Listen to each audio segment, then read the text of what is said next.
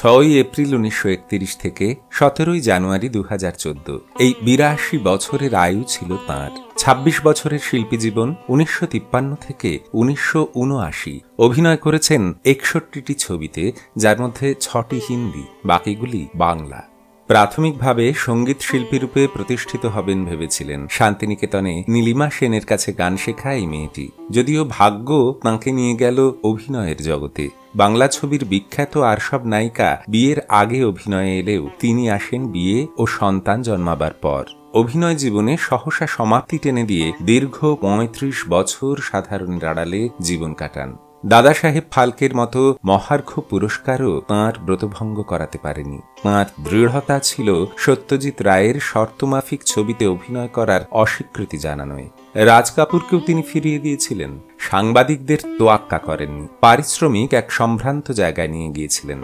আর এই সব সাহসিক, বলা যাক দুঃসাহসিক কাজগুলো সম্পন্ন করতে পেরেছিলেন তার কারণে। তাঁর নিজের পেশাকে তিনি ব্রত পালনের নিষ্ঠায় দিনে দিনে উত্তুঙ্গে নিয়ে যেতে পেরেছিলেন। কাউকে বিনা যুদ্ধে মেদিনী ছেড়ে দিতে কদাপি বলেননি। আজকের প্রতিবেদনে মুখোমুখি বসিবার সুচিত্রা সেন। সুচিত্রা নামীয় অভিনেত্রীর যথার্থ শিল্পী হয়ে ওঠার পশ্চাৎপট জানা জরুরি বাংলা চলচ্চিত্র জগতে নির্মল দে, অজয় কর, হরিসাধন দাশগুপ্ত, সুশীল মুখোপাধ্যায়, সুশীল মজুমদারদের অথবা অগ্রদূত অগ্রগামীর মহামূল্যবান ভূমিকার কথা, যে ভূমিকা সুচিত্রার জন্মদাতা। একজন সুচিত্রা পাদপ্রদীপের আলোয় আসতে পারতেনই না নির্মল দে, বিভূতি লাহা, অজয় কর ও জয়ন্ত ভট্টাচার্য ছাড়া। আমরা না বিচার করে দেখেছি সুচিত্রার উত্থানের পেছনে এঁদের ভূমিকা, না করেছি বাংলা চলচ্চিত্র জগতে এঁদের যথাযথ মূল্যায়ন। বাংলা চলচ্চিত্রের ইতিহাস আদ্যন্ত অসম্পূর্ণ এবং এক পেশিতাই। সুচিত্রা সেন সত্যজিৎ রায়ের আবেদন ফিরিয়ে দেন। যখন সত্যজিৎ তাঁকে দেবী চৌধুরানী ছবির নায়িকার ভূমিকায় অভিনয় করার প্রস্তাব দেন একটি শর্তে, সত্যজিতের ছবি শুরু থেকে শেষ হওয়ার সমসময়ে সুচিত্রা অন্য কোনো ছবির শুটিংয়ে অংশ নিতে পারবেন না। সুচিত্রা তৎক্ষণাৎ সত্যজিতের দাবি অগ্রাহ্য করেন, এই যুক্তি দেখিয়ে আজ যাঁদের জন্য তিনি সুচিত্রা হয়েছেন তাঁদের প্রতি তিনি অবিচার করতে পারবেন না। সুচিত্রার মূল্যবোধ ও দায়বদ্ধতার কাছে সত্যজিতের মতো বিশ্ববরেণ্য পরিচালকের ছবিতে অভিনয়ের সুযোগ, যা সচরাচর পাওয়া যায় না, এবং উত্তম, শর্মিলা, এটেনবোরো, সৈয়দ জাফরি, শাবানা, ওয়াহিদা রহমানের মতো অভিনেতারা যা পেলে বর্তে যান, তা পেয়েও গুরুত্ব দেননি সুচিত্রা। আমাদের কি বিবেচনা সাপেক্ষ নয় সুচিত্রার বক্তব্যের পরিপ্রেক্ষিতে কারা তাঁকে সুচিত্রা বানিয়েছেন এবং কিভাবে, এবং স্বয়ং সত্যজিৎ রায় বা কি ধারণা পোষণ করতেন তাঁর সম্পর্কে, তা জানা? নির্মলদের ছবি বসু পরিবার উত্তম কুমারকে পাদপ্রদীপের সামনে আনে এবং অনতিবিলম্বে তাঁর ছবি ৭৪.৫ স্থান পান উত্তমের সঙ্গে সুচিত্রাও। যে আগমন উত্তমের কাছে বিবেচিত হয়েছিল তাঁর প্রকৃত নায়িকা এতদিনে লব্ধ হল। তাই নির্মল দে এই দুই কিংবদন্তি নায়ক নায়িকার মেন্টর এক কথায়। সুচিত্রার শিল্পসত্তা বিকাশে তাঁর ভূমিকাকে গুরুত্ব না দিয়ে উপায় নেই।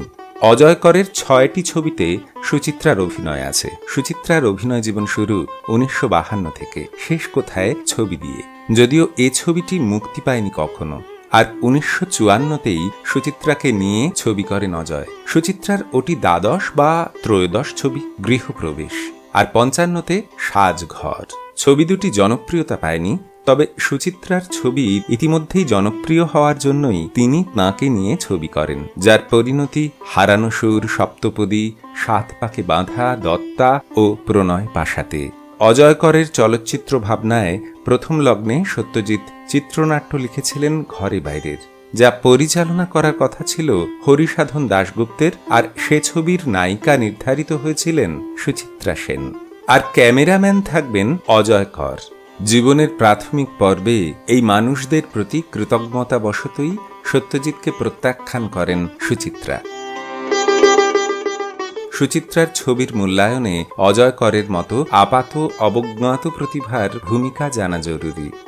আমরা সপ্তপদী ছবিতে ওথেলো নাটকের ব্যবহারে মুগ্ধ হই, বিস্মিত হই উৎপল দত্ত ও জেনিফার কেন্ডেলের সংলাপ শুনে। আর কি আশ্চর্য যোগ বলে উত্তম সুচিত্রা সেই সংলাপে লিপ মিলিয়েছেন দেখে। কিন্তু সমগ্র ব্যাপারটির নেপথ্যে যিনি পরিচালক, সেই অজয়করকে কুর্নিশ জানাই না ভুলেও। দৃশ্যটির নান্দনিকতা আনতে উত্তম ও সুচিত্রার মুখ যে আলাদা আলাদা আলোতে ধরা হয়েছিল, যার ফলে উত্তম এবং একই সঙ্গে সুচিত্রা হয়ে উঠতে পেরেছিলেন অভিনয়ে এবং দৃশ্যায়নে অনন্য, যার পেছনে রয়েছে পরিচালকের অব্যয় মেধা, তা খেয়ালই করি না। আর তথ্য হিসেবে এটা জানাও জরুরি, ছবিটিতে ব্যবহৃত একমাত্র গান এই পথ যদি না শেষ হয় শুট করেছিলেন তিনি নিজে ক্যামেরা চালিয়ে। তাই সুচিত্রা গড়ে ওঠেন অজয়কর এবং তাঁর মতো আরও কিছু পরিচালকের সাহচর্যে। পরবর্তীতে তিনি তাঁর দর্শকদের উজাড় করে দিয়েছিলেন তাঁর অভিনয়, তাঁর প্রতিভার সমগ্রটি। ক্যালকাটা ফিল্ম সোসাইটি 1947-এ গঠিত হয়, আর 1946-এ যাত্রা শুরু অগ্রদূতের। বিভূতি লাহা, যতীন দত্ত, শৈলেন ঘোষাল, নিমাই ভট্টাচার্য ও বিমল ঘোষ যথাক্রমে পরিচালনা, শব্দ, ল্যাব, দৃশ্য ও উৎপাদনের দিকগুলি দেখতেন। বাবলা, লালুফুলু ইত্যাদি ছবির সাফল্য তাঁদের সুচিত্রা ও তৎসহ উত্তমকে নিয়ে ছবি তৈরিতে উৎসাহিত করে। তাঁদের নিয়ে প্রথম ছবি 1954-র অগ্নি পরীক্ষাতেই বাজিমাত, 56-তে ত্রিজামা, 57-তে পথে হলো দেরি সাফল্য নিয়ে এলো।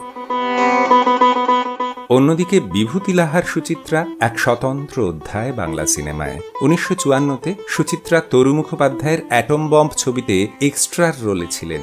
হ্যাঁ, সুচিত্রার জীবনে এও এক অধ্যায় যেখানে সাবিত্রী নায়িকা আর সুচিত্রা এক্সট্রা।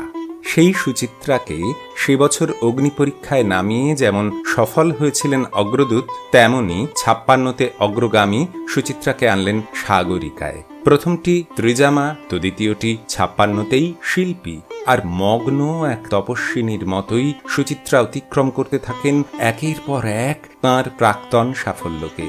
5-এর দশকে তিনি শতদলের মতোই তুলে ধরছেন বিচিত্র সব ধ্রুপদী আর সামাজিক চরিত্রসমূহ। শরৎচন্দ্রের কাহিনী যদিও, তবু দেবদাস, চন্দ্রনাথ আর রাজলক্ষ্মী ও শ্রীকান্ত ছবিতে তাঁর সামনে 3টি আলাদা রকমের শৃঙ্গজয়ের চ্যালেঞ্জ, এবং তিনি সার্থকভাবেই ত্রিমুকুট জয়ী। এই সুচিত্রা আমাদের অনুসন্ধেয়। সুচিত্রা সবাক পর্বের শিল্পী। যদিও কৈশোরে পাবনায় তিনি অবাক ছবি দেখেছিলেন বলে বাল্যবন্ধু ফুলরানী কাঞ্জিলাল জানিয়েছিলেন।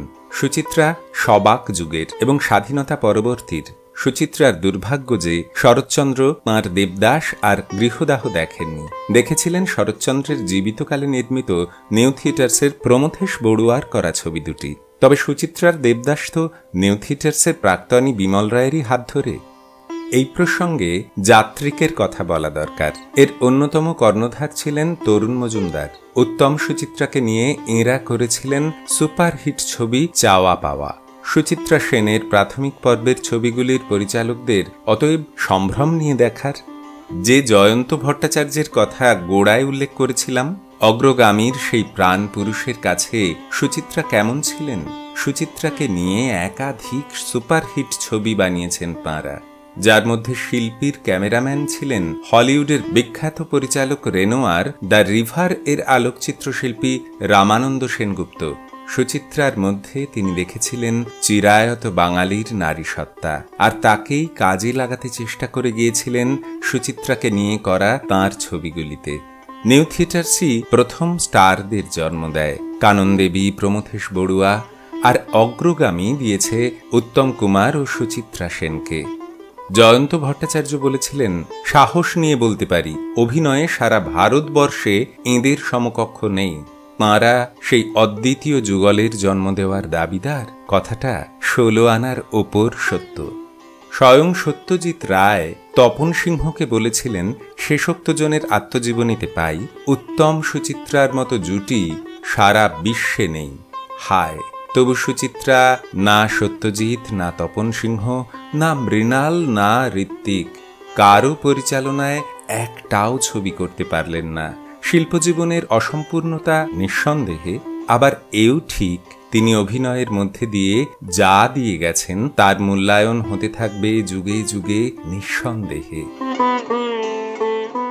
সুচিত্রা সেনের অভিনয় জীবন মহা সহ অভিনেতা এবং অভিনেত্রীতে সমৃদ্ধ। আশ্চর্য লাগে, কোনো সহশিল্পীর তুলনায় তাঁকে কখনোই ন্যূন মনে হয়নি। মনে রাখা দরকার, তাঁকে অভিনয় জীবনে যে যে চ্যালেঞ্জের মধ্যে দিয়ে যেতে হয়েছে তার মধ্যে প্রধান ছিল দুটি। এক, তাঁর অভিনীত বেশ কিছু চলচ্চিত্র ছিল বাংলা বিখ্যাত লেখকদের কাহিনী নির্ভর। এঁদের মধ্যে প্রধান ছিলেন শরৎচন্দ্র। শরৎ কাহিনীর মধ্যে দেবদাস, চন্দ্রনাথ, রাজলক্ষ্মী ও শ্রীকান্ত, কমললতা, গৃহদাহ ও দত্তা, এই 7টি কাহিনীর নায়িকার রূপায়ণে তাঁকে পাই। এর মধ্যে কয়েকটি রিমেক, যেখানে তাঁর চ্যালেঞ্জ ছিল আগেকার নায়িকাদের অতিক্রম করা। তাঁর অন্য চ্যালেঞ্জ ছিল নায়ক রূপে তাঁর বিপরীতে যাঁরা, সেই দিলীপ কুমার, উত্তম কুমার, প্রদীপ কুমার, সৌমিত্র চট্টোপাধ্যায়ের সঙ্গেও একই সঙ্গে পার্শ্ব অভিনেতা অভিনেত্রী যাঁরা ছিলেন তখনকার লিজেন্ড, বৈজন্তী মালা, ছবি বিশ্বাস, উৎপল দত্ত, পাহাড়ি সান্যাল, অনিল চট্টোপাধ্যায়, নির্মল কুমার প্রমুখের কাছে নিজ যোগ্যতা ধরে রাখা পারেননি, এ কথা কোনো দুর্মুখকেও বলতে শোনা যায়নি। সুচিত্রার দ্বিতীয় চ্যালেঞ্জ ছিল শরৎচন্দ্র, তারাশঙ্কর, প্রতিভা বসু, অচিন্ত্য কুমার সেনগুপ্ত, বঙ্কিমচন্দ্র প্রমুখ লেখক বাঙালি পাঠকের কাছে পাঠিত ও বহুশ্রুত। একদা বাংলাতে সাহিত্য নির্ভর কাহিনীকেই চলচ্চিত্রে আনা হতো মূলত। সেই জন্যই চলচ্চিত্র নয়, বই নামেই পরিচিত ছিল বাংলা সিনেমা। যাই হোক, শরৎচন্দ্রের অচলা ও পার্বতী, বঙ্কিমের দেবী চৌধুরানীর ইমেজ অগণিত পাঠকের মনে স্থায়ী হয়ে আছে এবং তারাই ছবির দর্শক। বিন্দুমাত্র বিচ্যুতি ঘটলে ছেড়ে কথা কইবেন না দর্শক। এমন অগ্নি পরীক্ষায় সসম্মানে উত্তীর্ণা কৃষ্ণা ওরফে রমা ওরফে সুচিত্রা। সুচিত্রার সঙ্গে অভিনয় শুরু করার পর উত্তম কুমারের উক্তি, এতদিনে তিনি তাঁর নায়িকা পেয়ে গেছেন। সুচিত্রা অভিনীত ছবির 50% নায়ক উত্তম, যদিও উত্তম সবচাইতে বেশি ছবি করেছেন সুপ্রিয়ার সঙ্গে। ছবির টাইটেলে আগে সুচিত্রার নাম থাকবে, পরে উত্তমের। আর উত্তমের চেয়ে তাঁকে পারিশ্রমিক 1 টাকা বেশি দিতে হবে। শুটিং চলাকালীন সাংবাদিকদের ফ্লোরে প্রবেশ নিষেধ, কোনো সাংবাদিককেই সাক্ষাৎকার দেওয়া নয়। Sophia Loren, Elizabeth Taylor, Audrey Hepburn বিজ্ঞাপনে নেমেছেন, অভিনয় করেছেন নাটকে, অপেরায়, ছবিতে গান গেয়েছেন। সুচিত্রা গান জানতেন। পাবনা থাকাকালীন নৃত্যনাট্য পরিচালনা করেছেন রবীন্দ্রনাথ ও নজরুলের কাহিনী নিয়ে ছোটদের জন্য। কিন্তু সিনেমায় অনবদ্য ঠোঁট মিলিয়ে গেছেন কেবল, নিজে গান করেননি। নাটক কি বেতার, টিভি বা রঙ্গমঞ্চ কদাপি না। আশ্চর্য এও, সাপ্তাহিক দেশ হিন্দি দেবদাস রিলিজ করার আগে অন্তত 5 বার সুচিত্রার ছবি ছাপিয়েছিল, যা এর আগে অন্য নায়ক নায়িকার ক্ষেত্রে করেনি, তারা কদাপি করেনি।